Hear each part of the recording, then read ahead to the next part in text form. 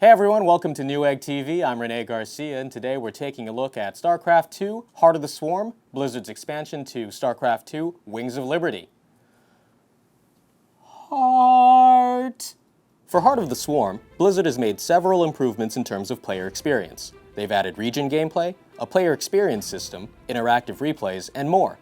And of course they've added new units to play with in multiplayer matches.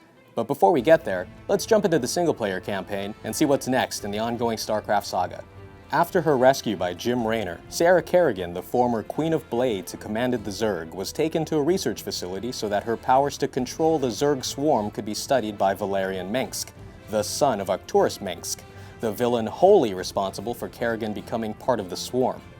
Unfortunately, she can't let her lust for revenge go, and when events separate her from Raynor, who falls into the hands of Mengsk and the Terran Dominion, Kerrigan quickly slips back into her role as the Queen of Blades to mete out justice on the enemies who have taken everything from her.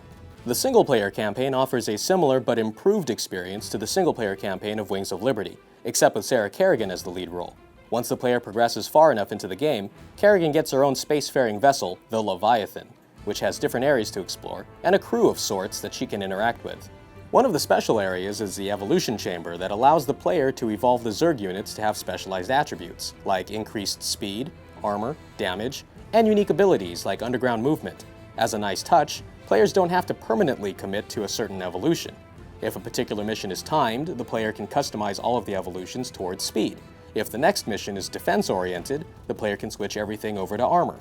Kerrigan also gets her own chamber where her personal abilities can be customized.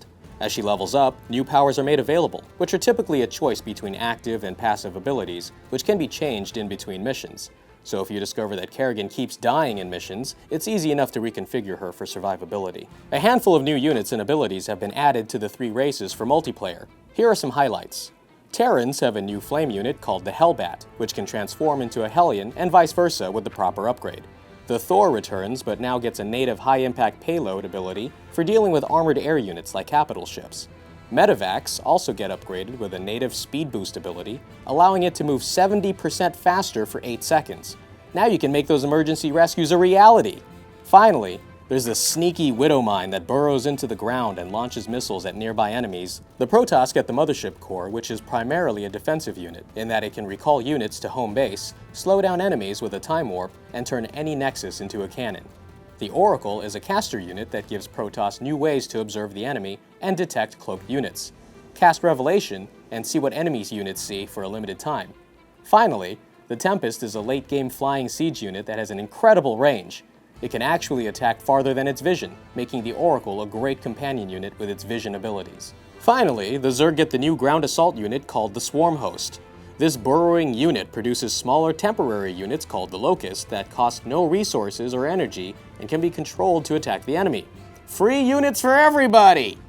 The Viper is a flying caster unit that has a couple of support abilities, but players should really like its ability to grab enemies and bring them into attack range. Yoink! While playing, you'll immediately notice experience points floating on screen for different actions, like building structures.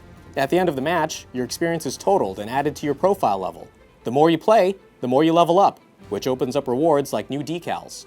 Some of the most significant changes in Heart of the Swarm were made to the replay function.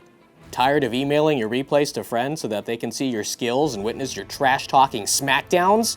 Now you can simply host a replay like you would a game and invite your friends to join. If you have any friends, that is. Even better is the ability to take control of a player in a replay.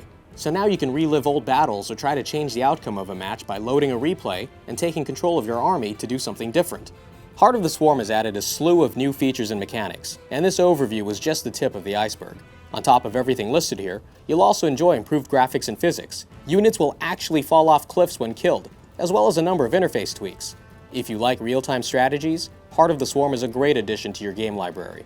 And that wraps it up for our overview of Starcraft 2 Heart of the Swarm. If you enjoyed this video, please leave a comment and subscribe. We'll see you next time.